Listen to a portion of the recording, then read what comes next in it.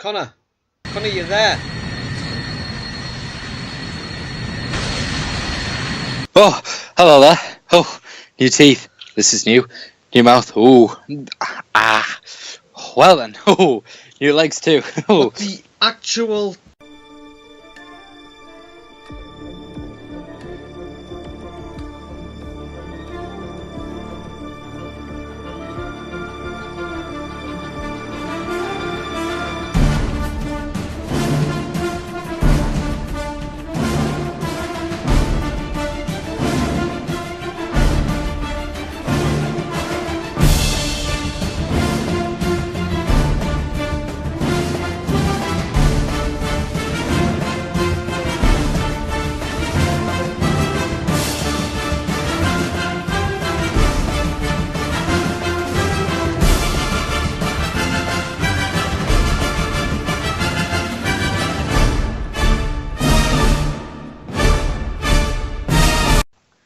Hello and welcome to the Podcasters Experiment.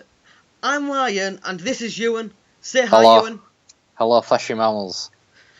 Today we're discussing Series 3 of NuWho. We're going to be running from the Runaway Bride all the way to Last of the Time Lords, and we'll be giving you ratings on each and every episode. Woo. So you might have noticed, Connor's gone. That might get explained later. I don't know what happened to him. Right, so without further ado, let's start. Let's go. What do you think of Smith and Jones? Smith and Jones. I thought we were starting with Runaway Bride. Ewan, what do you think of the Runaway Bride? Right. Anyway, so Runaway Bride. As a Christmas special, I quite enjoyed it. That's not saying much though, is it? As an episode, it was okay. Yeah, Christmas specials have a weird thing of not being great at times. It's like... I like it more than the Christmas Invasion. Oh, okay. Oh no, but Christmas Invasion has sung for 10. It's true. I mean, they both have the moments of where they're both good and where they both, like, kind of fail. I mean, Donna as a companion was absolutely fantastic. But Donna as a companion was a different kind of Donna to this. Oh, yes, it was a very different one than season 4. It's an interesting, like, it's a very interesting, like, comparison to compare this Donna to what we will get to next series, which is a much more down-to-earth, much more grounded character. I mean, I think in The Runaway Bride, it was kind of... The Doctor was pretty much babysitting Donna. I think the idea I've read The Writer's Tale, and the idea from Davies was initially just to get her as a guest star, and he was very surprised when she accepted to do a series. Oh.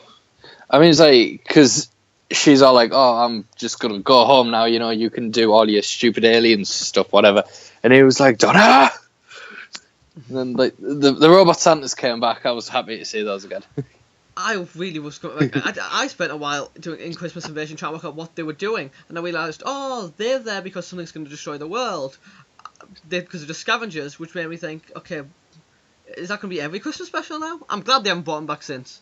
Oh, I know. I think it was... I liked how they reintroduced them, you know, how it was... Like, I don't know, wasn't it the Doctor's... He's at the bank, isn't he? He's at the ATM. And she runs off to the taxi and you hear that music and he looks over and there they are. And he's like, oh, no. It's really... Like, I love the taxi scene as well. Oh, well, I mean, the CGI in it is awful, but... Yeah, but... It was 2006. It was... I love being... 2007, wasn't it? No, it wasn't. No, it was 2006. 2006. Yeah. I think... like. Issue with Christmas specials is, as this, we only had a standard of one feature and a companion. It never had a guest star. So, as Donna, I just don't think Donna works in this episode. I mean, this is the one where she is kind of a bit whiny because, I mean, fair enough, she's new to everything. And the Doctor's just like... She's supposed to be getting married to who turns out to be a complete tosser. Yeah, and I quite like the ending as well, how he's like, oh, okay, you can come with me then. And she's like, no, I think you need to, like... kind of calm down a bit after what you did. I love that this comes up again in Turn Left when he doesn't calm down a bit after what he did. Oh, that was a fantastic episode, but we can't talk about that one just yet. Yeah, not just yet. Soon though. Oh. So, what's your favourite bit of Runaway Bride? I'd personally say, I know I'm probably going to get a lot of crap for this, but I think it's probably the Santa reveal again. You know, when they're all there. Yeah, I do know. Yeah, my favourite bit is the Doctor just drowning the Rachnos. That too as well. How he's just literally stood looking at them while she's screaming and all that. Like you got to remember, he's killing kids. Yeah, and Donna's just like, Doctor, you can stop now, and he's like, oh, what am I doing? He's like, oh, okay, I'll stop now. But there's a lot. There's always I'm one of those people. I can find good moments in any Doctor episode, even the really shit ones. Yeah, There's there's a few really shit ones in the series coming up. I think it's mainly because I'm quite biased towards the Russell T Davies area, so it's like, how dare you say there's something bad about this era? I've seen more. Yeah, I've seen more classic stuff than you, so I know that there is some other ones. There is some like I prefer the Hindu era, but out of the new Who eras, T Davies era, out of the two, is the best one so far. Oh yeah, absolutely. I do think Moffat did more for the series overseas, but Davies brought it back. Yeah, it's like the Moffat stuff when he was in America. It was quite hit and miss. Yeah, the Moffat in America, Doctor Who really blew up with Matt Smith. Yeah, but it was like how he had to change season 6 so it would fit with them. Like when they just went on that random break halfway through, when it had no point. Yeah, well, I don't think they were supposed to. I'm fairly sure. I have to check this, and if somebody can tell me if I'm wrong, that'd be great. I'm fairly sure it was the BBC who decided on it. Yeah, I thought it was because America, they cut off like around about Christmas or around about June, and then they come back around about August/October-ish. Which, I mean, it worked for season 7, I guess. Season 7 it made much. I think season 7 was actually a decision to do that, though. Yeah, I think it was. It made more sense for him to have the Christmas special where he was all grumpy and all that. But yeah, but back. One of my favourite Christmas specials, might I just add. But yeah, to be fair, back to Runaway Bride. What's your worst moment from this episode? Oh, I would probably say when the TARDIS just shoots up in the sky at the end. Yeah, that's not. I'm just like, what? I don't really like any scene with her husband in it. Oh, what's he called? Lance. Yeah. Well, Tell you what I did. Actually, I just remembered something I missed. That was really, really good. The moment where they are looking at the start of the universe. That was a really good, like, well edited effect. I remember watching that episode on Christmas Eve. Well, Christmas Day, because it was during the morning and I couldn't sleep. And I remember going, okay, this is actually aged quite well.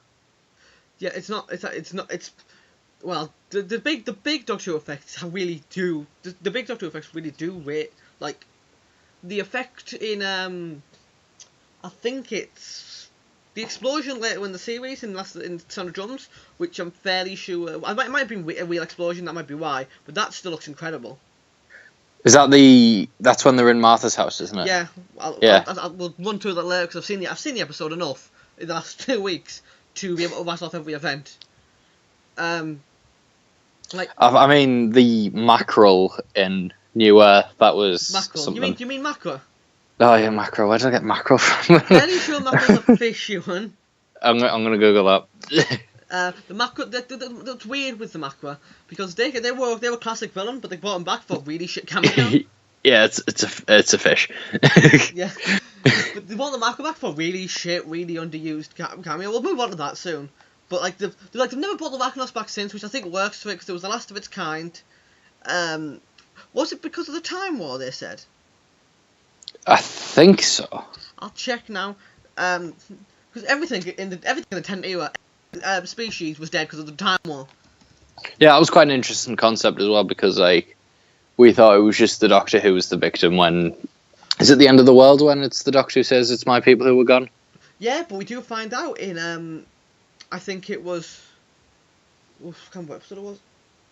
Oh, you've got a point actually. There's nobody else in that first series that were lost because of the Time War. It was all. No, he literally just says, "Oh, it was only me that was infected," pretty much, and it's just like, "Oh, I feel bad for me." But then we get to people who were affected, like obviously the Macra. Yeah, the Macra, the Rachnos. there's a long list of people who were affected by the Time War. I'm like, it's just. We'll get to it in the retrospective, how many people it was affected, but I always thought the Time War was a bit of a shit idea. I didn't really like the Time War as a cop-out, but looking back at it, I do really like the Time War. I also, in this episode, love the fact that it was Torchwood who awoke this. But no, but the person who beat it was Old Saxon, a guy who we never. Yeah, that was foreshadowing as hell. Like, oh my god. That's foreshadowing. I don't know if he planned on it being the Master by this point, but that's foreshadowing by 13 episodes. It was about a year. It was all in the It was all through season 3, wasn't it? The ones that were set in modern day London. There were vote Saxon posters everywhere. Yes, and he's mentioned and stuff. It's quite I mean, like, when you just hear the Harold Saxon once the thing shut down, you just think, oh, it's just someone who's replaced Harriet Jones or something. But then, oh, it's the Master. Yeah, it's interesting. It's just in it, so the worst one was that, like, what would you? We'll move on to the Twisted Jones. You can talk about the series proper. What would you rate series? What would you rate the Runaway Bride out of 10? I'm gonna give it a 9. Come at me. I'd probably give it a 7. To me, it's an average episode. I don't hate it as much as some Christmas specials, but I don't like it as much as, for instance. I mean, it's definitely not my favourite Christmas special, but it's also not my worst. Yeah, it's not like the worst. The worst is still to come. Oh yeah. But we'll move on now to Smith and Jones, the first episode of season 1, and the episode that introduced Martha. Well, it introduced Martha, but it reintroduced Freema. Freema Agyeman, because she was the woman from Army of Ghosts. Yeah. She was retconned afterwards as Martha's cousin. Yeah, that was also like nice continuity tie-in. Yeah, well, it was nice continuity tie-in, but she didn't recognise the Daleks, did she? No, which was also a bit, yeah. Wasn't she aware though? That's why. No, that was Donna. Donna was in Spain, wasn't it? Donna was aware for every single one of them. Yeah. Yeah, she was in. Yeah, she was in Spain for the Cybermen. She was. Yeah, definitely. We'll talk just Donna later on. Yeah. Anyway, so Smith and Jones, right? This is a very hit and miss episode for me. Yeah, I'll admit it's hit and miss for me as well. Like, I want, if you want to do the stuff that works for you, and I want to do the stuff that works for me. In terms of storytelling and character development, I think it succeeds. In terms of villain and all that, I think it just absolutely crashes and burns. See, I like the Plasma Ball in this. She's played by somebody who was in the classic series as in Curse of Fenwick, but I like the Plasma Ball. I don't like that they're doing as much. It's an incredibly niche concept. It's a concept that's used in most media. Space Police. Yeah. It's a fairly simple concept, but I'm running with the idea that I didn't like Martha in this episode. I didn't like Martha until like just after halfway through series 3. I liked it, but like I didn't like her as much as I did. It was like she was smart because obviously she knew that there was oxygen still, otherwise they would have all been dead. Yeah. Something you haven't really seen. The Doctor liked her as well. Yeah, there was the flirting part that yeah, that was a really, bit really I didn't like because of I get what they were doing, but I didn't really like it.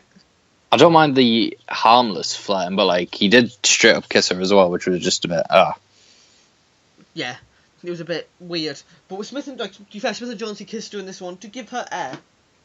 True, but it's he did have a reason, otherwise she would be dead. There's the thing as well, the whole recurring Smith and Jones thing, which happened. What was it once more again? I think so. Yeah, it was the end of time because she marries Mickey, doesn't she? So that's another Smith and Jones. I do like that. I do like that whole thing. But what doesn't work for you with this episode? Like I said, I think it's the plasma ball. Like her plan was just a bit didn't really make sense. I can't remember a plan. You have to run through it with me. It was Well, it was something to do with the MRI, wasn't it? I'll double check. It's been a while. It's funny, but like nobody can complain because it's been a while since I've seen this thing. I do remember. I like the acting in it. It's very good. I like the doctor's already in the hospital. Like he just broke his own leg or something to get there. Yeah, it was like, and after the scene as well, where she sees him earlier, and he's just like, "What are you talking about?" It's like, "I saw you in the street." He's like, "No, you didn't." Which obviously then comes in at the end, which was also a very memorable scene in my opinion. I love. I tell you what, I do love about this episode. The end where they are discussing. What is it? No, where he goes to the future and gets the tie, and then comes back. Like he really he actually shows the proof he did. With Wars, he just said, "I have a time machine," and she got. Yeah, whereas with Martha, he actually does it. Yeah, if it had been a van with sweets in, she'd have jumped in. Yeah. But with Martha, she actually has got a reason to. Yeah, 'cause he actually goes and does it, and it blows her mind. Yeah, it does work. But like with Smith and Jones, it's just very. I think the episode's written very well. And the Jadoon look good. They do look good, but it is just a massive thing to say. Yeah, Martha the Doctor isn't human. The scan says so. That's pretty much all they really served in the end, really. Yeah, that's what really all they did. They were just there to I look great though. Like you've got to give props to the guys. Yeah. Though, the one thing they did do was they did get the practical effects absolutely spot on. Yeah, they did. The wheelies did. Like the rain going up and the fact that I do have an issue that we might get to later, or we can discuss now if you want, with the fact the moon ends up. No, well, the hospital ends up on the moon, but we know what the moon is. Yeah, yeah. Like, if anyone, this was when we did not see in Series 8, I suppose, the moon's an egg. So, my question is, after all these years, with all these stories relating to the moon, how the fuck isn't it walking up and cracked yet? I also do like, as well, how that plays into the, into Turn Left with the hospital. We will get to that. Yeah. Like, we wait to get to that. So it's Sarah Jane, isn't it, who takes over for that? Yeah, well, next episode, we'll we have a very large discussion on Turn Left and the last two, and the two-parter. Yes. But like Smith and Jones, what's your what do you think? Just tell me. I want to know what you think of Martha. I didn't mind her. You know, she was different. She was smart, but her family. Let's not talk about that because I don't want to die. I like the family. I mean, her sister's alright, her brother's alright. It's just her mum and her dad I really don't like. Especially his dad. Yeah, but I get the idea of the dad. The dad's supposed to be like a dick, so that later in the series he's a bit of a better person. Yeah, especially in Lazarus Experiment. Yeah, well, in Sound of the Drums, it's the in Sound of Drums, it's the it's his redemption, really. True, yeah, he does redeem himself quite a bit, and I think they all do in a way, actually. Yeah. Martha's family's a piece. Some of them are a piece of work. Yeah, absolutely. Like, just really, it's an interesting. There's not much to talk about with Smith and Jones. It was a. What would you give it out of 10? I'm gonna give it 7 MRIs out of 10. I'm gonna give it 6 straws out of 10. Oh. I don't hate it as much as the episodes, but I really don't. I don't like it as much. As a season opener, it's not great. To be fair, it is better than. It's not as good as Wars, but it is better than New Earth. Oh yeah, absolutely. I'd agree with you on that one. This is what we've got so far. So moving on to episode 2, the Shakespeare Code. What did you think of the Shakespeare Code? Oh, I was okay. It's the one where they meet Shakespeare. It's the famous guy episode. I think they got the setting absolutely perfect. Like, it really looked good. For yeah, but I don't. To be fair, in series 2, did the series that was so far, that's just this is it's the mildest talk in these series. We had Charles Dickens. Yes. Madame de Pompadour. Not yeah, it was. Oh yeah, but also in series 2 we had Queen Victoria.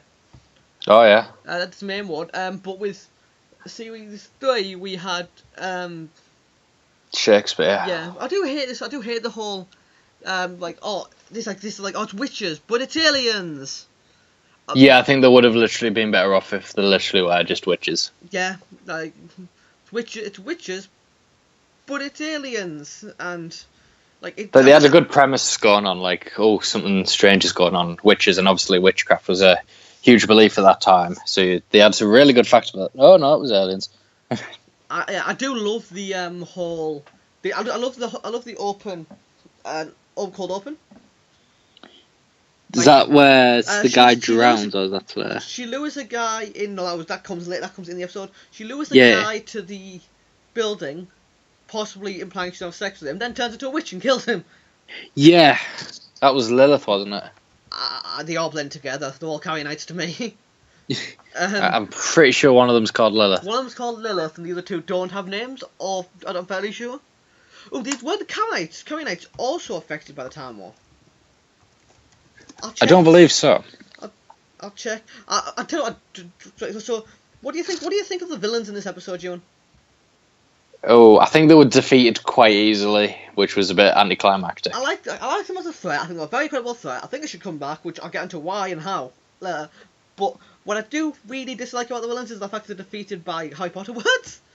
Yeah, I mean, it was a funny joke at the start. It was a funny joke, but when you think about it, some stuff is weird. Yeah. Well, the Doctor's like, oh, I cried at book 7, and especially since Deathly Hallows hadn't came out yet. Yeah. Hang on, I'm just reading. According to where was it? According to the TARDIS Wiki, they were involved in a battle. They were involved in no. Time Lords were aware of the Carrionites, but they shunned them. I don't think they were. They weren't. They were in a different dimension. That's why. That's why like the source so little of them. They were in a different dimension. Yeah. So like, what do you think? Like, what do you think of Shakespeare in this? Actually, yeah. I thought it was okay. He wasn't the best star they've had. Like, Charles Dickens was absolutely fantastic. I do love Shakespeare in this, but I also find it he's really desperately trying to shag Martha. Oh yeah, absolutely. So, and wasn't Shakespeare himself actually a massive racist? Yes, he was, because Othello was quite oof. Like it's weird because obviously the Doctor's first instinct is this happened twice now.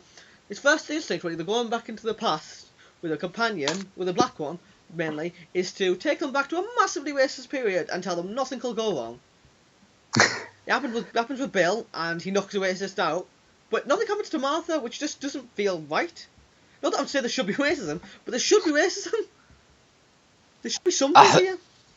Don't they say something about that in they deal with it in Daleks and Manhattan though, don't they? Oh god, yeah, fair point. But still, there would be some in the Shakespeare God. I'm not sure if there'd be more. To be fair, I like the whole Shakespeare thingy. Oh, what was the cigarette joke? Sorry, that was it. That was a good joke, yeah. But I wasn't sure. It is a good joke. There's not much to say about any of this. It is a good joke. It's a good joke. Yeah. But I'm not quite sure. The episode content as a whole doesn't really make me invigorated. I don't get excited. By the time he says, "Oh, watch Doctor Who," my brain isn't. I'm going to watch Shakespeare Code. Oh no, yeah. Like, this rates in my lower half of series 3. Like, I don't think it's incredible. I don't think it's garbage either. That's the issue at the start of the series. It's middling at best, all of it. This episode, this one's got some actually really terrifying horror elements. Oh yeah, The Slytherin first of all, when, we got that right. the Slytherin's makeup, not Slytherin's, the Carrie Ann's makeup is quite, it is scary, and the whole concept, Shakespeare's son, who's insane, that works really well. I can't remember what he was in, but that works really well because his actual son, because after got that right, his actual son did go insane. Yeah. But like, I'm not like, I'm just not. I'm not. This episode doesn't make me. It doesn't get me excited. Yeah, I mean, it doesn't get me excited. It never has. The whole he marries the whole Queen Elizabeth thing at the end. I like that. I do like a lot that they bring that back. I feel like they literally dragged that in though. At the end of this episode, I don't. It's a really good joke, and it was only, the best thing is it was only meant to be a joke. And T. Davies thought, we'll make it longer. Then they then later in the Doctor, which T. Davies if you try and read into the lines in his interviews, doesn't like they took it too far. But the jokes are like in the end of time where he says, "Oh yeah, I've just married Queen Elizabeth." It really, really does work. Yeah, especially because he has like literally no idea what's going on as well. I also like the fact that this is a perfect segue because in this episode an hour was shot into the TARDIS. First, actually, I do have an issue with that. Actually, to be fair, the issue I have with it is Dalek firepower can't go to the TARDIS, but an hour can. Doesn't it stay there at the beginning of Gridlock? Or is it gone? That's what we're going to move into. The start of Gridlock, it's still there, which means Gridlock is obviously set straight after. Yeah. It has to be, yeah. So yeah, I don't know how it stays there to the time vortex, but again, I won't question it. It's well, Captain Jack did. Captain Jack was holding on though. True. Actually, have you seen the edit? Somebody's done Captain Jack. Somebody's changed the start of the Utopia's title sequence to have just be Captain Jack screaming through it. It works really well. It should have been that. But onto Gridlock. Did you rate Shakespeare Code out of 10? I'm gonna give it a 6 Expelliarmus out of 10. I'm going to give it a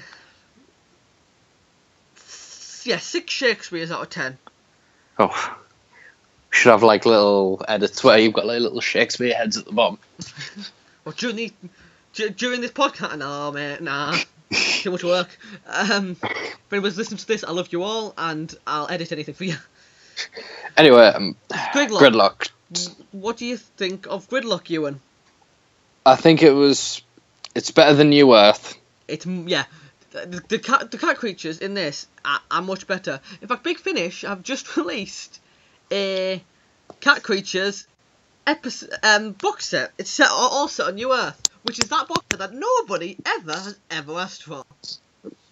Don't even get me started. I mean, it was a good conclusion to the whole New Earth time trilogy. Sorry.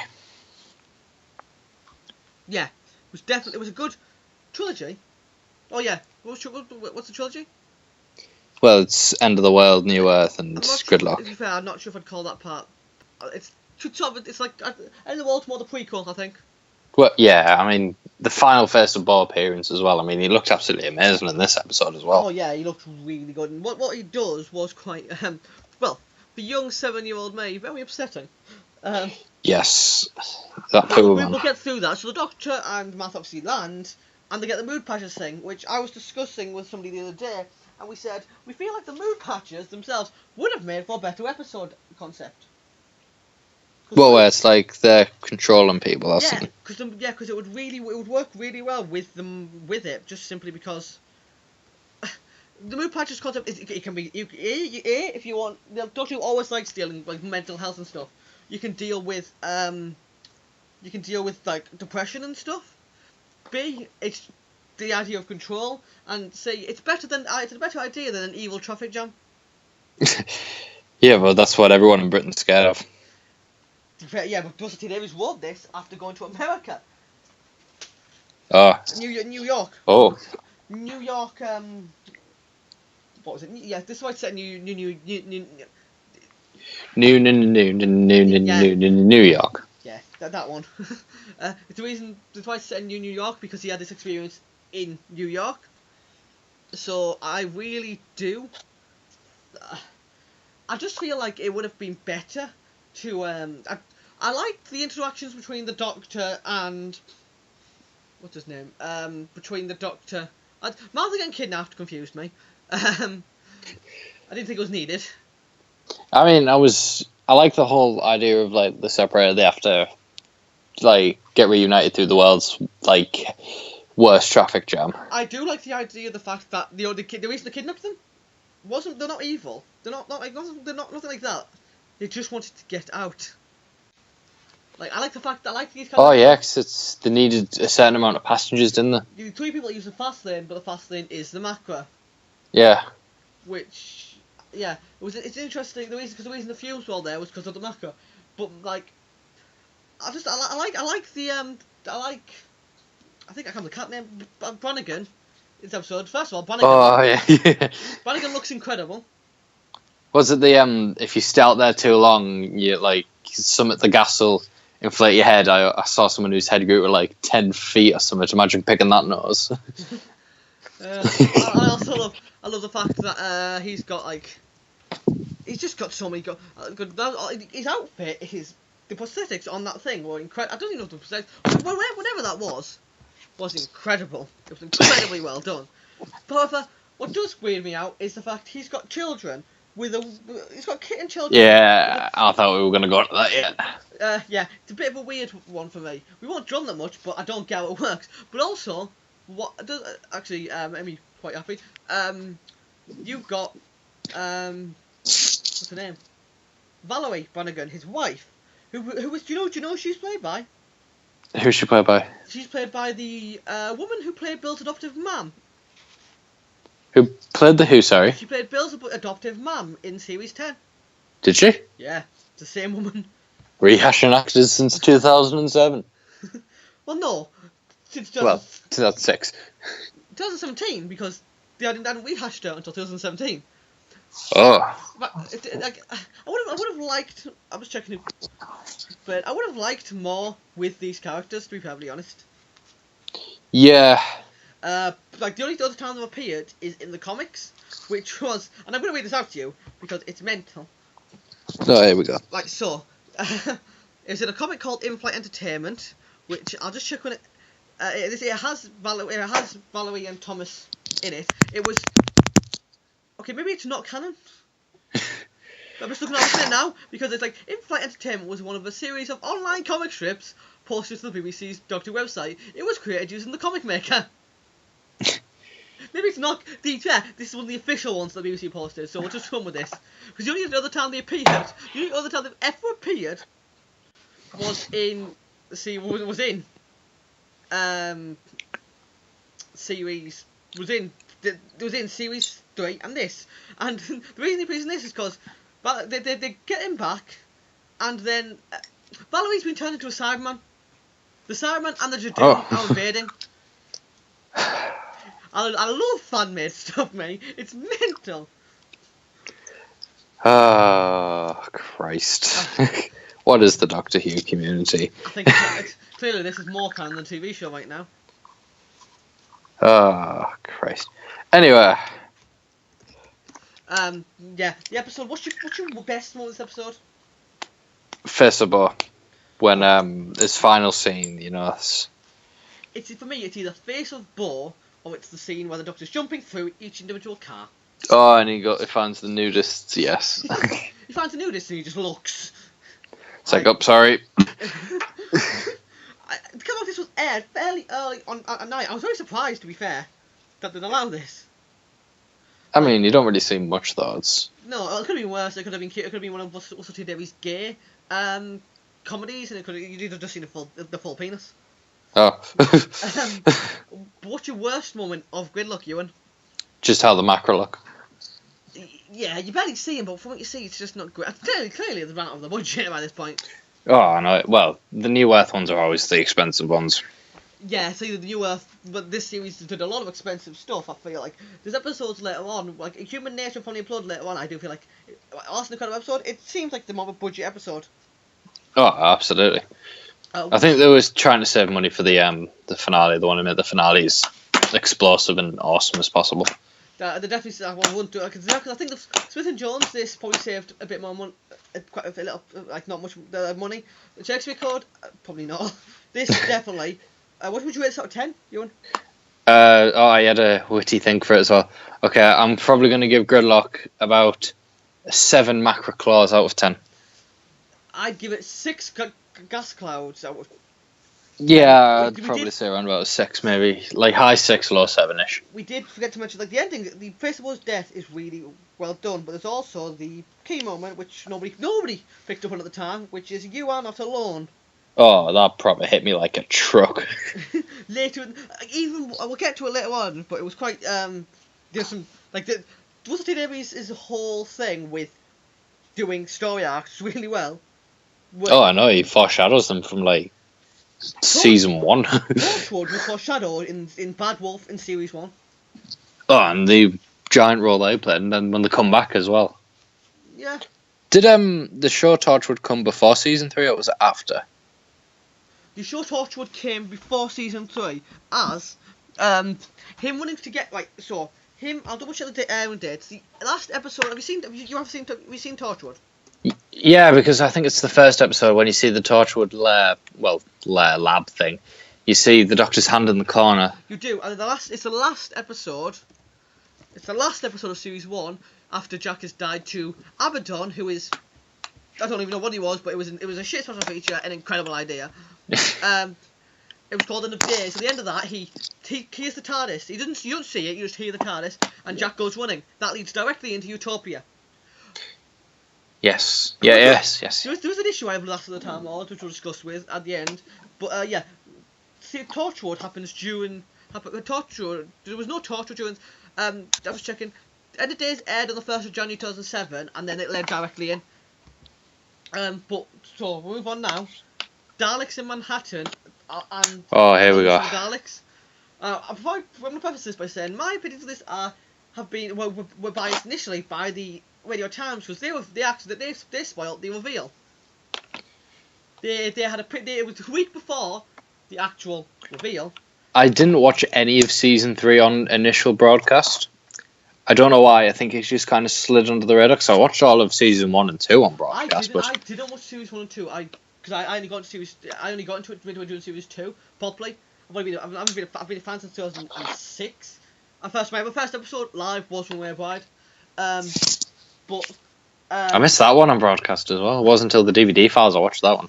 I remember buying the first series Doctor Who and finishing it all on the same day. But I remember watching these on launch, and I've been very underwhelmed by this because the Dalek creature A looks shit and B is just not. Oh, the voice for him as well, the American accent they give him. Oh. I mean, it makes sense, but because of what the American. But anyway, we'll go into the episode. So, what do you think of Evolution of the Daleks? No, sorry, of Daleks in Manhattan to Evolution of the Daleks.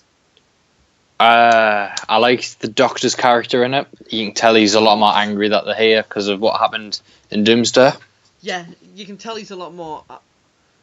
Yeah, you can definitely. I like the fact that he's getting angry. It's like he's getting more and more bored of the fucking Daleks. He's like, oh, for God's sakes, not you again. It's just like how he gives it the whole, they take everything from me and they just keep coming back. Yeah, like this Cult of Scarrow, keep surviving.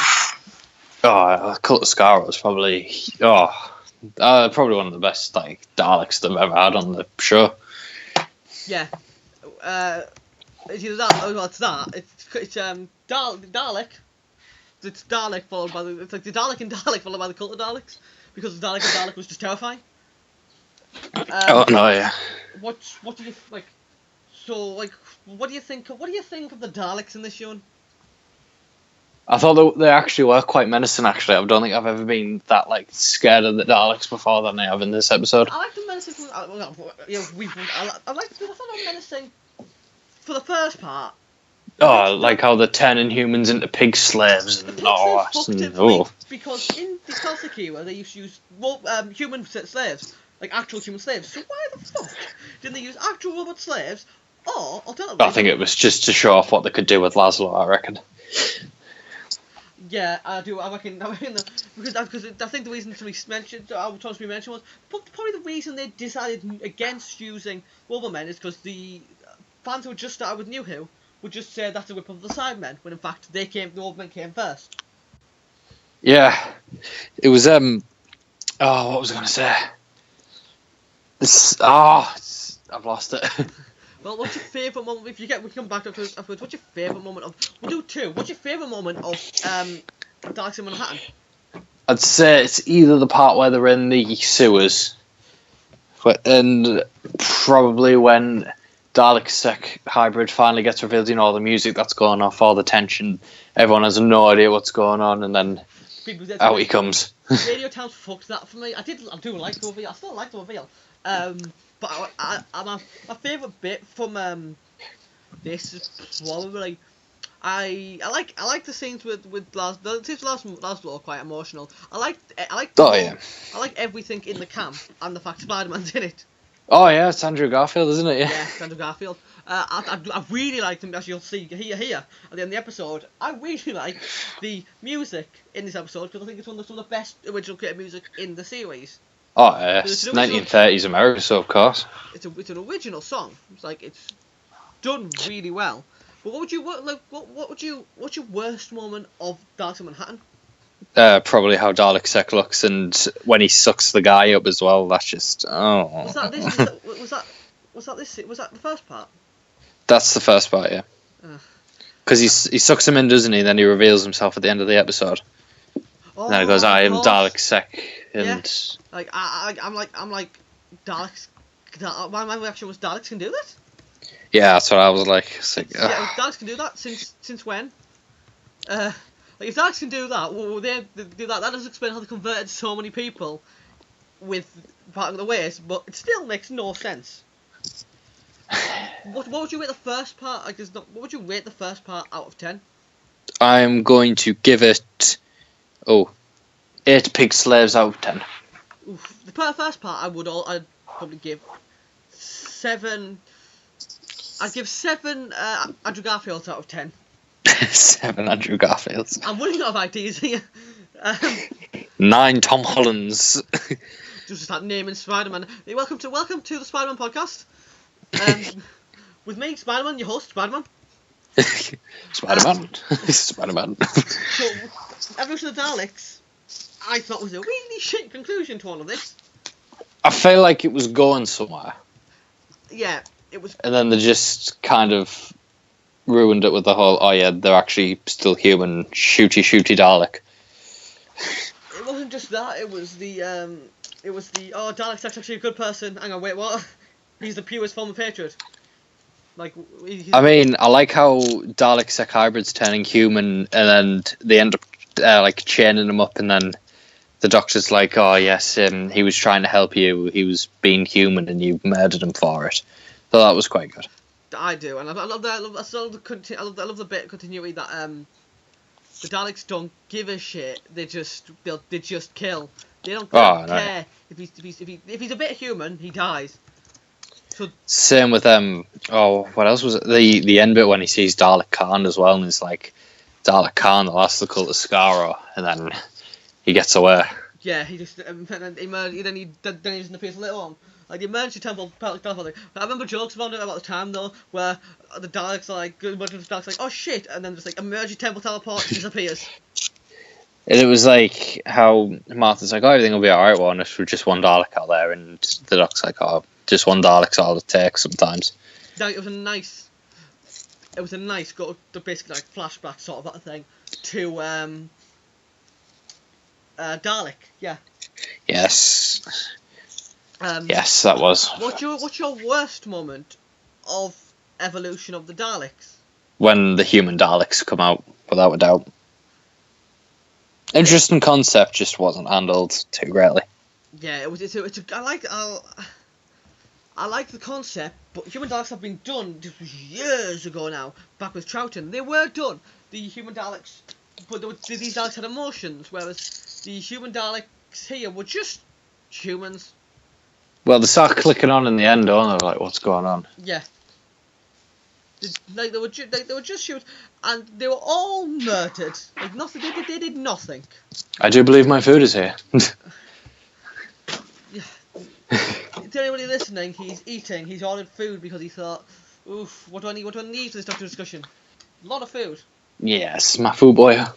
He's ordering food yet. He owes me. He's paying me £6 at some point. So I don't know how he's managing this. All right, I'll be back in a sec.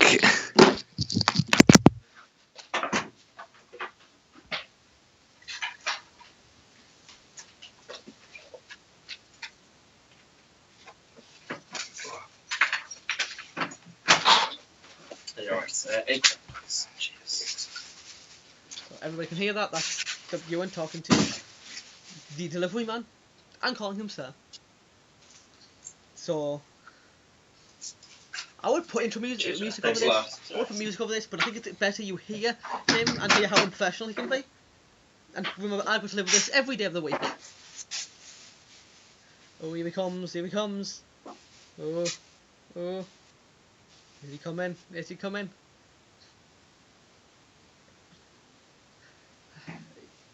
If you hear food during this, blame him, don't blame me. And if you're enjoying this, why not give us a like? Why not comment? Why not subscribe? Be greatly appreciated any of your feedback. Just make sure to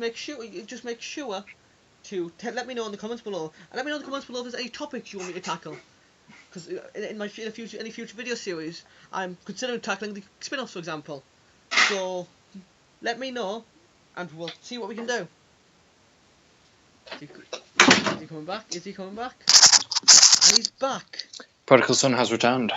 Hello, I've just spent about a minute telling people to like, comment, and subscribe. So. Anyway, where were we? We were hitting. What's the worst moment? My worst moment of Revolution of the Daleks is just everything with Dalek Sec. Everything with Dalek Sec. Oh, yeah, especially his American accent. Yeah. Mainly, I'd say, mainly his American accent. Like, I just think it's. I think the second part's just shit. Like, what would you rate out of 10, Ewan? I'm probably either going to give it a 5 or a 6. Hang on, let me find something. 5 or 6 Dalek Sex out of 10. Dalek Sex? Yes. That doesn't sound weird at all. That was the plan. I'd probably give it a 5 tentacles out of 10. Oh. That doesn't sound any better, does it? Than Dalek Sex. Now that everybody probably listens very closely, you can hear him chewing. So anyway, we'll move on. Last Experiment. What do you think of Last Experiment? Absolutely best episode in the entire season. Yeah. CGI was perfect. CGI was killing me. I'm sorry, I can't go on. CGI was great. I thought the acting was great. I love Mark Gatiss. I thought it's an abysmal episode and it should never have happened. In fact, in a poll I did, it was voted as the worst episode of Series 3. The only purpose it has is wasn't it to explain the aging thing on the sonic screwdriver? Right, laser screwdriver, sorry. The only reason the episode had to exist was to actually set up that, yeah. I mean, it did, at least it set it up. And it did refer to Saxon a few times, so that gets it some points. I'd say instead of having him turn into a monster, make him like, I don't know, super strong or something. Yeah, but it is. Yeah, but it's good. The Doctor 2, there's got to be a dramatic downside to it, which is why I wouldn't. If it was to be a monster, I'd definitely toned down the monster part a bit. Oh, absolutely, it looks awful. It was like some scorpion thing. Yeah. It was like, am I watching Doctor Who or am I watching Supernatural? To me, it was more like, am I watching Doctor Who or is this a CBBC original? CBBC. I mean, you can definitely tell there's a drastic change in tone throughout the series. This season's a lot more darker. Yeah, and also go with, like, you can tell, if you would like to pinpoint the exact point the budget will run out and then what all the budget was spent, look no further than the Last Experiment. So it's clearly the last episode thought about in terms of budget is when they went, shit, yeah, we need money for this show. So to show what they did is they went with a paid-by-numbers monster. What's your favourite moment from this episode, though? Because there's got to be something. I think it's the scene where they're inside the machine and it starts going off. Yeah, it is a very tense scene. Yeah. My favourite My favourite scene in this is just with Francine, where she's talking to a man, she's screaming at the Doctor because he's about being dangerous. Like, you're dangerous! And, like, I think it was, you're a monster, and I just thought that worked. I like the first reveal that Lazarus is now young, and the Doctor's absolutely like, how? What have I just witnessed? Doctor's like, oh, what the fuck? He's really confused, and he doesn't quite know what's going on. Like, what did you think? What's your? Well, you can mumble this one. What's your least favourite opinion? When they're in the church. I said opinion there. What's your least? Oh, opinion. No, sorry. What's your least favourite? I said it wrong. Is your least favourite scene when they're in the church? Yeah. Mine's anything with the monster at all. And he literally just rubs his hand over him, and now he's old again. Like, The Doctor. We all know the Doctor's literally magic, though. That was a CBBC original. That was. It was dog shit. It was really, really badly done. Oh no.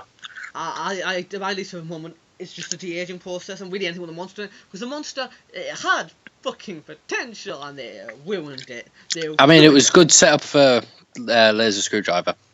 I like that they actually set everything up. That really worked well for me, because it's nice to actually have a story arc that is actually resolved. In fact, Moffat.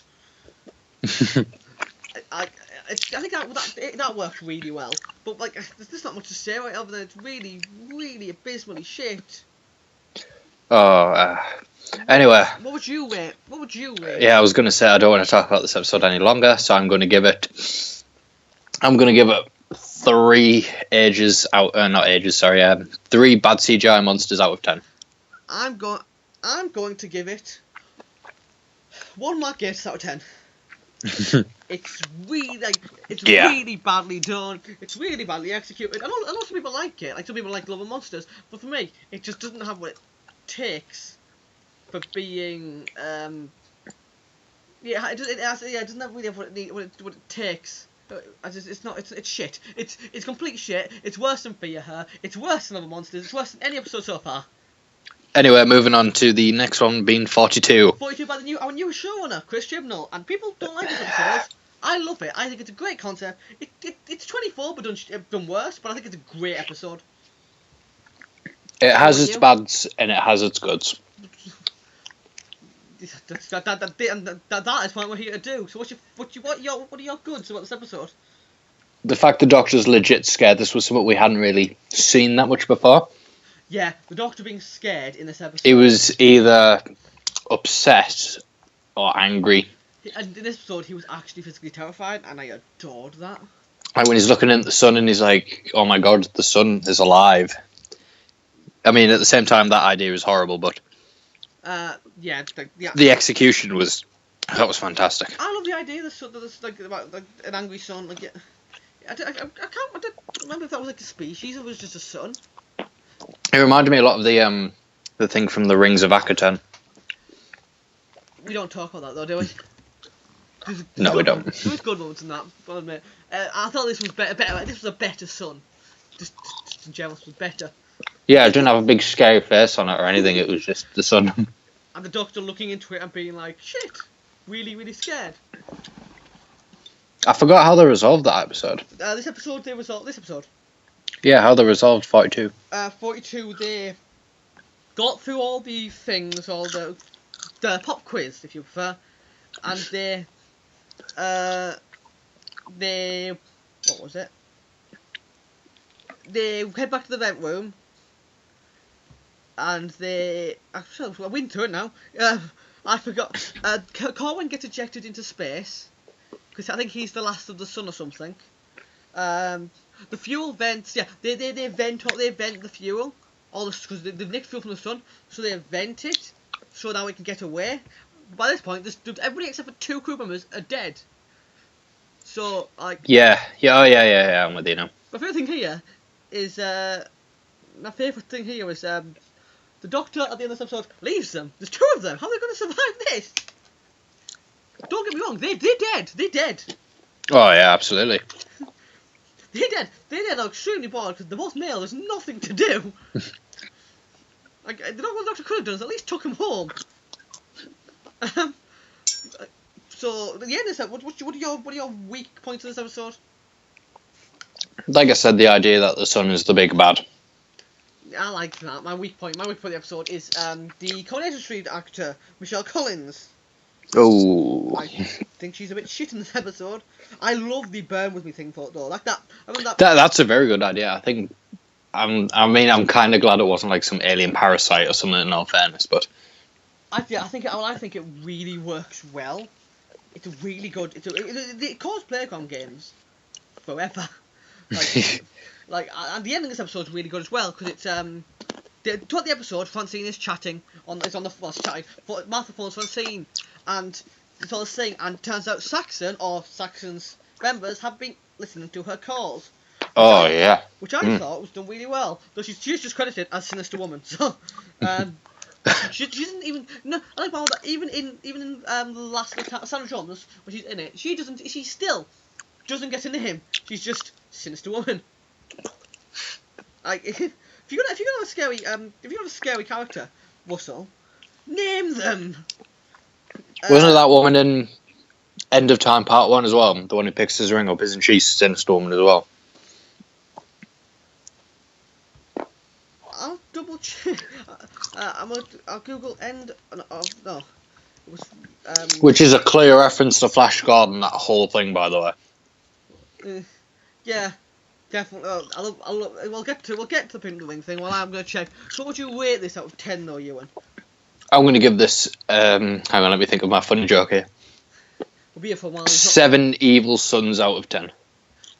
You lied, you're so funny. I'm going to give this 2. No, not 2. I'm going to shit. That's good. 8 Kath McDonald's out of 10. Out of 10. I think it's a good episode. It's better than Lazarus Experiment, but then again, that's not saying much. That's like I'd probably say Love and Monsters is better than Lazarus Experiment. I think Fia has better. At least Fia has meme potential. Oh, she is named. Her name is Miss Dexter. According to this, she doesn't appear. It isn't her in 42. Not 42. It isn't her in End of Time. So, however, the character's name was never named. She was never named on Scream, and she was only ever named. She was only ever credited as Sinister Woman. It was a book. That named her. So, moving on. Human Nature and the Family of Blood. Now, this is probably my favourite 2-parter in entire Doctor Who history. Come at me. No, but you've got a point. Because 2-parters in Doctor Who never done. It's because in the classic era they're barely ever done, and the only time they were ever done really well. Well, not well. The only time they were ever done was in Colin Baker in season 22, I believe, where they decided to go 45-minute format, 2 episodes. And I finished all those, and most of them are shit. So we'll go for the first one. What's your favourite part from Human Nature? I need to try not to get this confused with the Family of Blood here. I'll let you know if you fucked up, man. I like Timothy as a character. I love Tim Latimer, and I love what happens at the end of Family of Blood. I think it's incredible. I think it really works well. But I think my favourite moment is, I'd probably say it's when they're all getting taken, like all the members. Like when they first get kidnapped. Because you don't know what's got them. And you never kind of do. Yeah, you never do. I love the Doctor as a human. I just think it. Oh, that was such a good idea, and it was a good explanation as well for the Master doing it.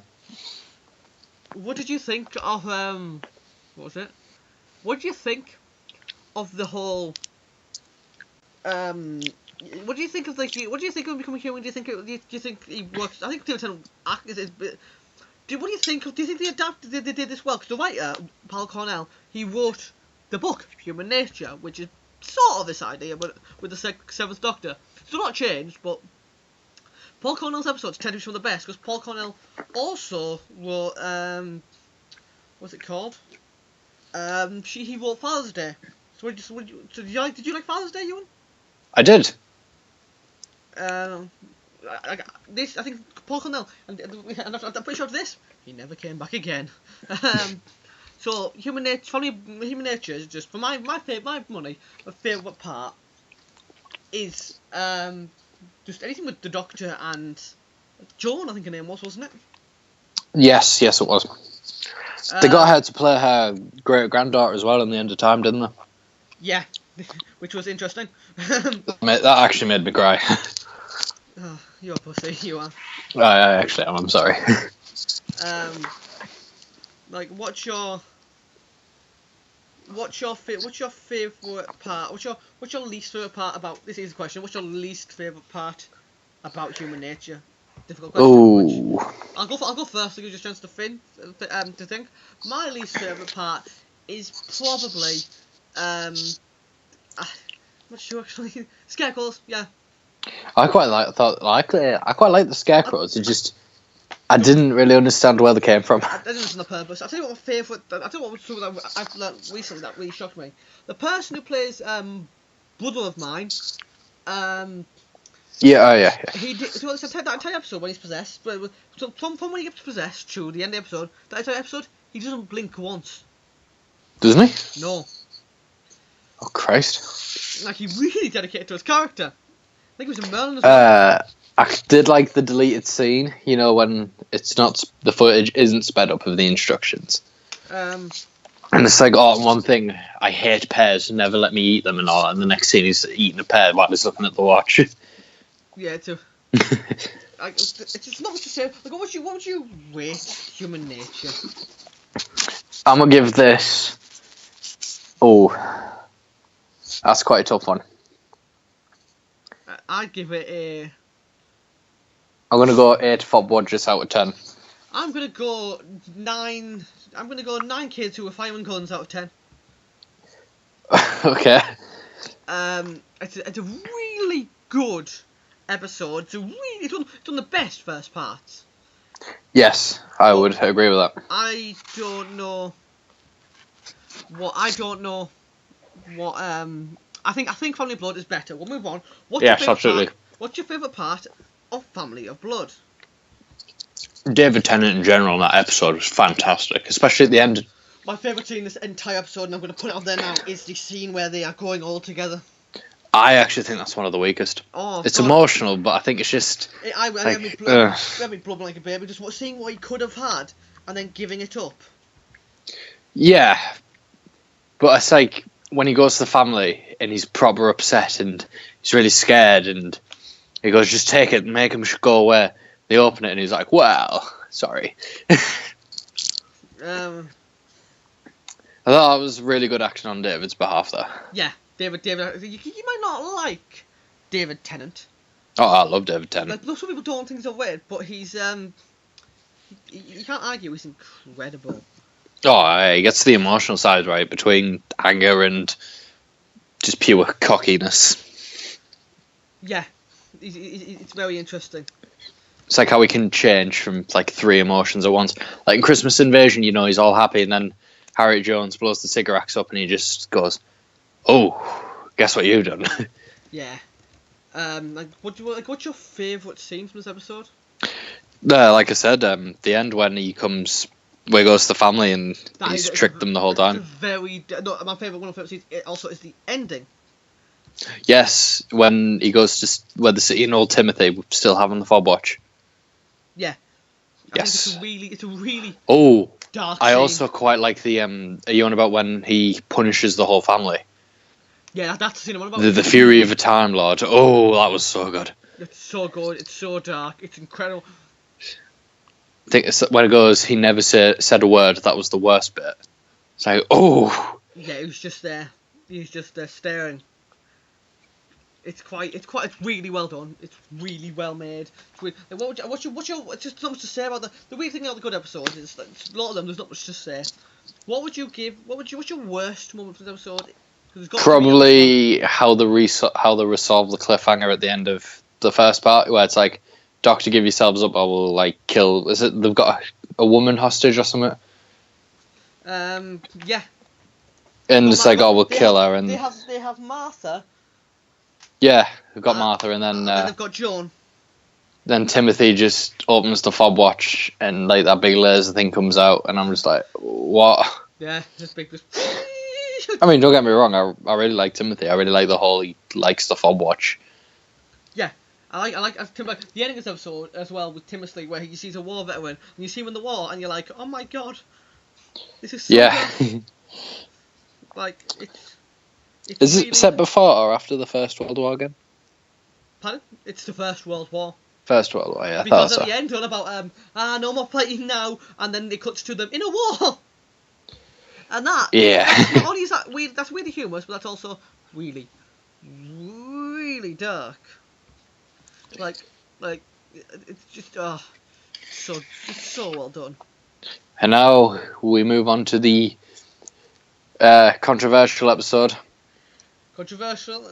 Actually, to be fair, you've just never rated the humor. You've never rated. Oh yeah, sorry. I'm going to give it 7. Seven John Smith and John Redford going all together and having kids and then dying together out of 10. No, I'm not. I'm lying. I'm going to give it 10. John Redford and the John Smith going all together and having kids and then dying out of 10. That took too long to get out. I'm going to give it 10 impossible journals out of 10. Oh, it's just so good. So, let's move on. What do you think of Blink? When it first came out, absolutely terrifying. It's still terrifying. It's still terrifying. It's just, I think it's really, personally, I reckon it's, by my reckoning, it's a bit overrated. Because I reckon Moffat's written better stuff. But I do understand why it's so good. I mean, the Doctor can't help you in this one. He can only give you advice. Because he's stuck in the 60s. I like the Doctor Who, the Doctor Light episode aspect of it, yeah. It's like, he's stuck in the 60s, he needs Sally's help. Yeah. He can't come and save the day. He can only advise you on what to do to help him. Yeah, I think the fact in the past, the whole Billy Shipton thing was really good as well. Like, that was quite sad. Yeah, like just there's a weird cut between. I think he comes back to his jacket or something. So like, did they do something there? The same with his what's the woman called? The other one. Kathy. Yeah, and is it a grandson that turns up? Yes, it's her grandson who turns up with the letter.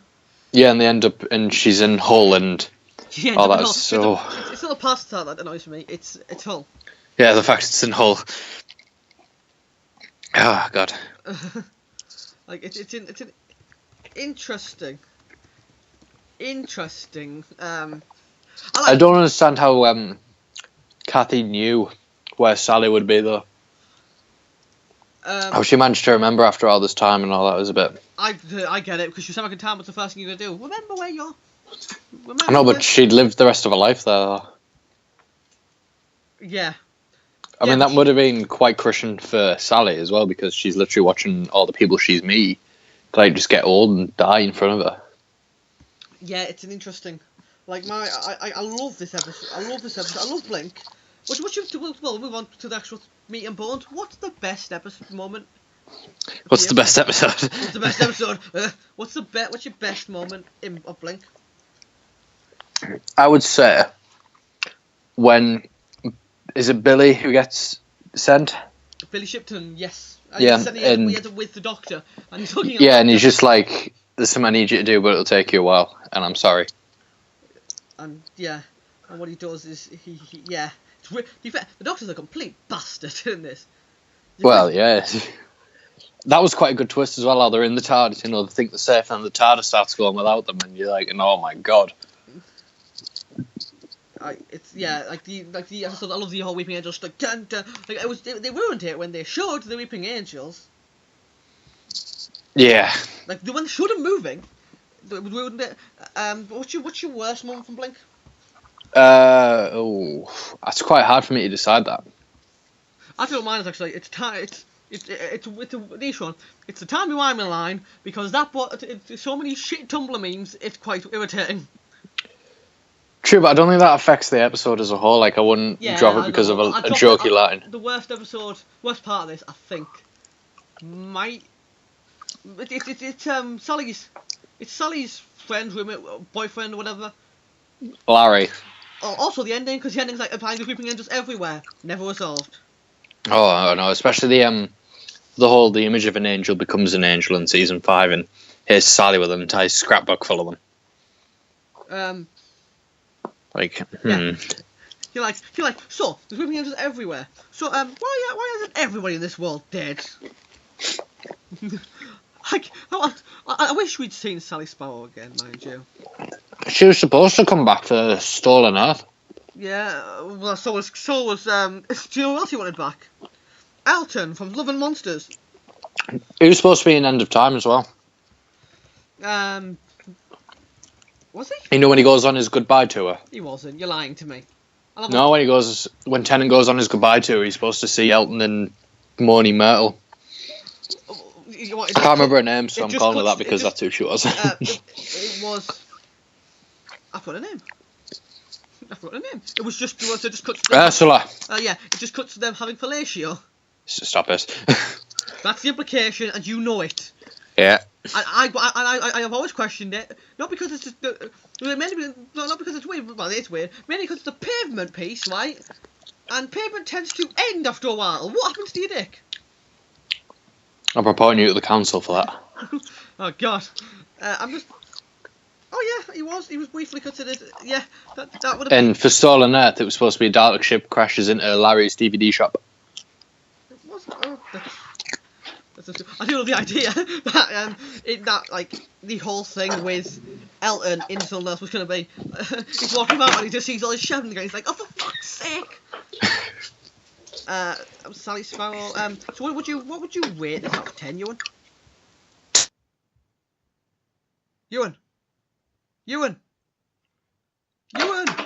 Yes. Where did you go? I didn't go anywhere. It's cutting out. Is it okay now? Yes.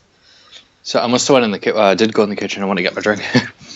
Well then, if everybody listening, he is that. Blame him. That was I'm giving it 10 Blinky Larrys out of 10. I'm gonna give it 8 Ado statues. No, I'm gonna give it 8 DVD Easter eggs out of 10. Yeah, I don't think it's a great. I think it's a great episode, sorry, but I don't think it's incredible. What about move on now to. We're gonna grade these all as a 3-parter. No, not. Yes. Yeah, we're gonna grade these as a 3. No, sorry. Well, we graded them. We started grading them individually. So. Right. Okay, we're just gonna do it individually. So what do you want? Right. So start with Utopia. Let's go. I really liked it. I think Utopia is one of the best episodes of the Russell T Davies era.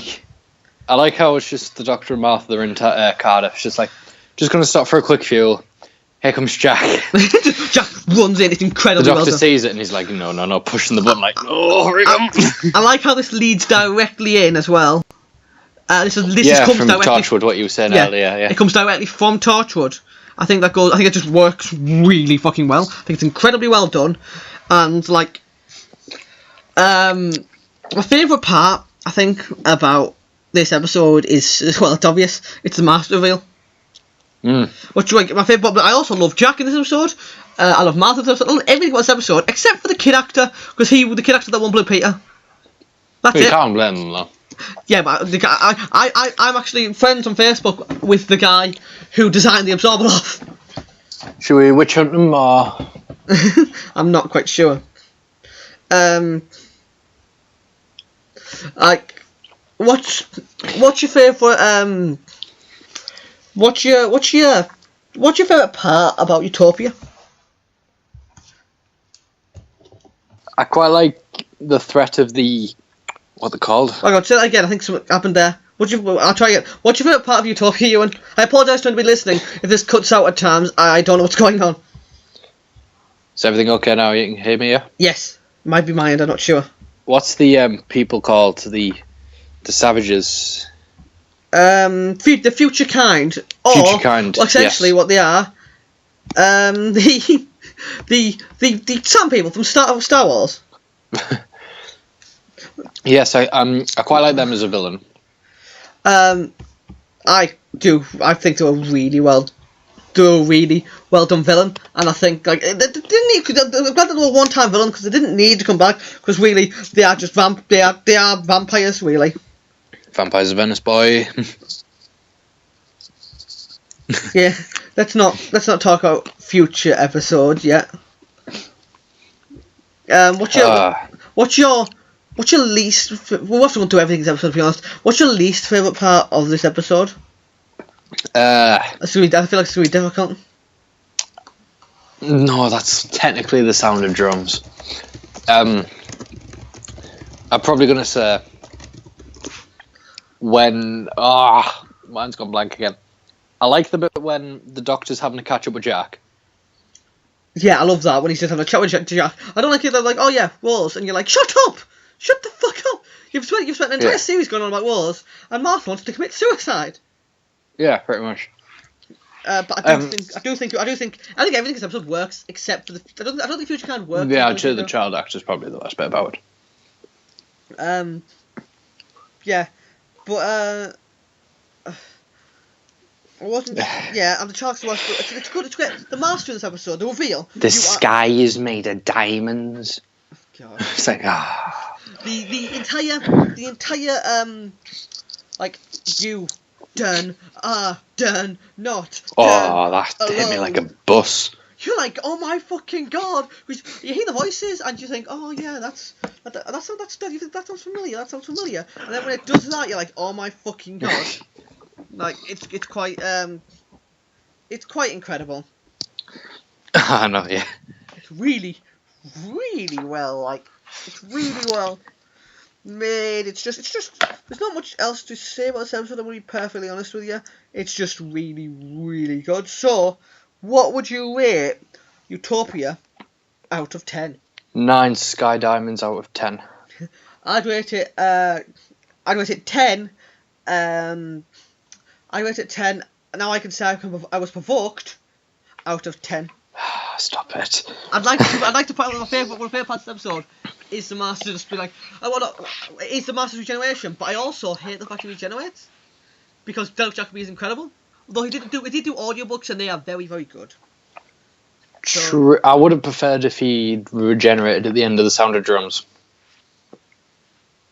Yeah, I get why. Give him a bit more screen time. The one he's got these audiobooks are some of the best. I will get them to you later. They're some of the best they've ever done. Like the audiobooks are just the War Master. In fact, the audiobooks lead directly up to what he talks about when he says, "I was found as a child" and stuff. Yeah, I was found as a child, but I was born with it. So yeah, it's like that. Like, it leads directly in to that because he wasn't obviously found as a child, but because of fake memories. Oh yeah. So moving on, what are your opinions on the Sound of Drums? The weakest out of the 3. Oh god, I think that's the Time Lords because Jesus. Time Lord Jesus. Oh okay, yeah. I've got you look deeper than yourself. You'll know I'm not lying. Yeah, I agree. Actually, what's your favourite moment in this episode in the Sound of Drums? I like the conversation they all have, like about the time vortex, how that works. Yeah, I think that works really well. And the whole perception filler, the fact that she have to hide as ghosts and all that. But it's like secretly the Master's always known they've been there this whole time. It was like, oh. Yeah, like I love the fact that he's been the whole time. Like, oh my god, I love the fact. I don't like the fact he's got a wife. That confuses me. Master never needed one, but I love that. That's the joke from Time Crash, though, isn't it? Yeah. What's your favourite? Still got the beard. Oh no, he's got a wife now. Yeah. What's your favourite moment in this episode? What did you say? The whole time vortex speech and perception filler. Yeah, my favourite part is when he's screaming "run" and it's just a fucking. No, I'm lying. Yeah, my favourite part of this entire episode is everything in Martha's house leading up to everything when they drive on the corner, like back up, and just start fucking firing shots at them. Yes, and how like she's literally watching a whole family being taken. That's obviously going to take a toll on her and all that. Yeah, it's just like it's really, and I did that. Clive, I think his name is. I'll double check. Clive comes into his element in this. like he's actually a good. He's one masked Martha, one, and it all goes tits up. Yeah, he distracts them as well, doesn't he? Somehow, something he does. He tells Monsignor, I think. I can't remember fully. I mean, the Tocla flame, no. I like the Toggle thing. I like the whole sing-song voice. Like, it's just a great it works. One of the good scenes in this is the Master's just chatting casually to them about the Teletubbies, and he thinks they're real, which is a nice callback. It's a nice callback to back in series. I think it was series. Well, no, I can't remember what it was. The Doctor back to when Roger Delgado's Master was in prison, watching the Clangers, and talking about how they're an interesting alien race. I think it's just really like what's your worst moment from this episode though, Ewan? Oh, I was going to talk about the gas mask scene. I wouldn't say it's the worst actually. Oh, you know, it's like, oh, what's that? It's a gas mask. It's for the gas. Like yeah, I like that scene. There's not much bad. Like what? Least I've seen what meme you made from that, you horrible person. Yeah, but did you see the? I made one from. I'm also like I love the This is funny. Smiles. This is not funny. Really angry face. Yeah. Like I don't think. What would you say is really a bad moment in this episode? If you had to name something, what would you name? Oh, okay. Yeah, this is what I was going to go on to. Again, how anticlimactic it was. It was like the Doctor's lost his TARDIS at the end of Utopia. Future kind of about again, and Vortex going to be that. Yeah, that's probably mine. That's probably mine as well. It's the resolution. But what would you? There's not much else to say. So, what would you say out of 10? Rate out of 10. 9 Teletubbies out of 10. I would rate it. I'm going to rate it 10. I'm going to rate it 10. American. No, hang on. It's really hard thinking up these things. I will rate it 10. Voodoo Doll. Here come the drums. Here come the drums. Hey there, baby, baby. Hey Wasn't there, that baby, baby. Time Lords? Out of 10. That was this. It was the end of this. Oh no, it was the end. Yeah. Hey there. I should have sang that for the ending. It's I can't decide whether you should live or die from Last of the Time Lords, isn't it? Yeah. So that's So moving on to the final episode of series 3. What did you think about the Last of the Time Lords? What was your favourite part? I like everything with the Doctor and the Master in. Everything with Doctor and the Master except for one scene. That's the Jesus scene. But what you like? I love everything. I love Martha's tale. I think Martha just walked around the. I didn't like how that woman betrayed them. I did. I just make sense. Like her husband's been kidnapped. I thought it was the son. The son's been kidnapped. I don't care. It was one of them. Oh, that's what I didn't like. I wasn't made to care about her, but it was an interesting concept. The whole thing where Jack fakes his death and then catches them off guard. That was the paradox machine where they're jogging, where they go for a nice. But he's like running. Everyone else dies clearly. Yeah. He's going in there, and look, fuck knows how many times he died there. Like I just love that entire thing. I think it's good. Everything except what's the worst scene for you out of this entire episode? The series. Like what you said, bloody Jesus. Jesus Time Lord. I like the idea. I don't like the execution. I like how he stopped being ancient. How it was like all the people are literally saying his name, and he's like, "Oh, I'm coming to get you now." And the Master's like, "No, you can't do this, no." Yeah. But like, yeah, it was a bit too. I think season 3 had a kind of thing with religion for some weird reason. Yeah, they had a thing. Like Voyage of the Damned. Yeah, like we'll get to that. Next. What would you? My worst scene is the Jesus scene simply because I don't hate it, but it's just a bit stupid. What would you? Not much to say. What would you rate it out of 10? I'm gonna give it 7 wrinkly doctors out of 10. I will give it 8. Ewan. Sorry, my headphones kind of fell off there. Yeah, I can hear myself talking there. This is I'm going to have to clean the audio. Because everybody listening, this is his fault. We'll get better eventually. That one was my fault. Yeah. So, what was your favourite? What was your I fucking forgot again. What was your what would you rate it out of 10? You rate it out of 10? I'd rate it 8. Fuck. This is your fault. I would rate it 8.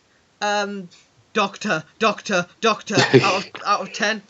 I also quite like the setup of Voyage of the Damned as well. Oh yeah, the ending. Where everything's just all calm, the Doctor's a little sad, you know, and then all of a sudden... Which the resolution was shit, but we'll get to it. Oh yeah. What was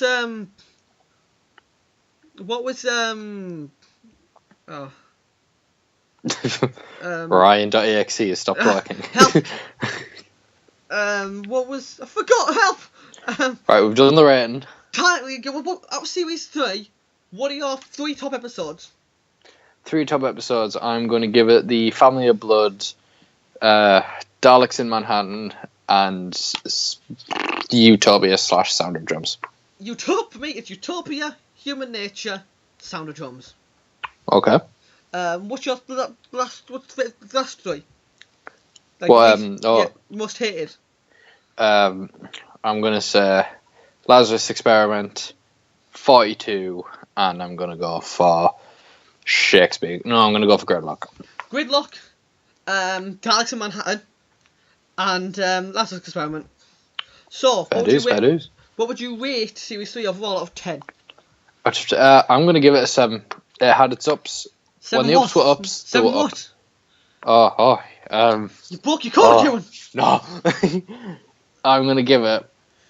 let me think of something clever. I'll do mine. I will give it 8.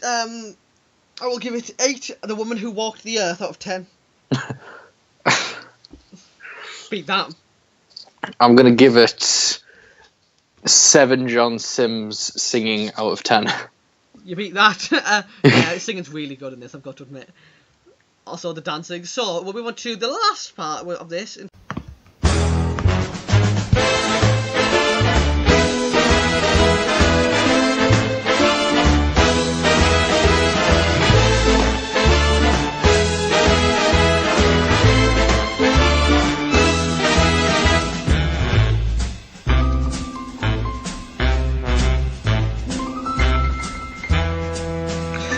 Country girl, I ain't seen a lot, but you came along and my heart went pop.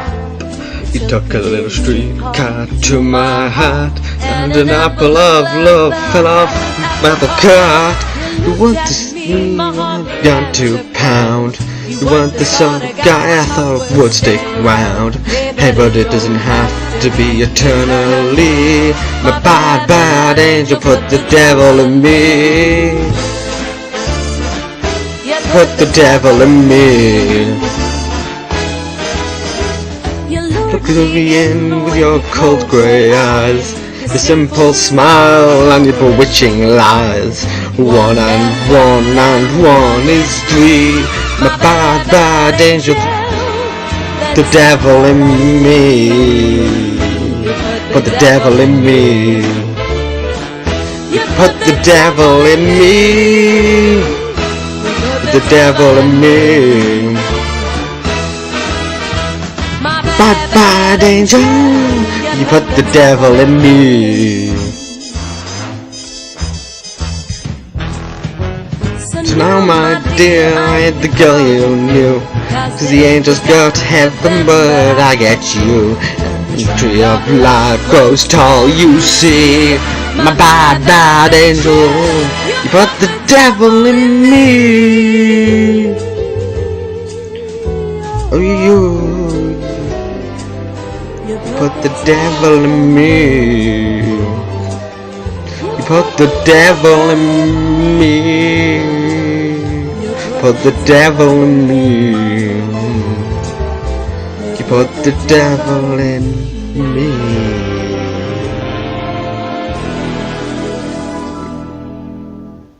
You put the devil in me. The devil in me. Oh, put the devil in me. Put the devil in me. Devil in me. put the devil in me. In me. The devil in me. Bye bye, angel. You put the devil in me.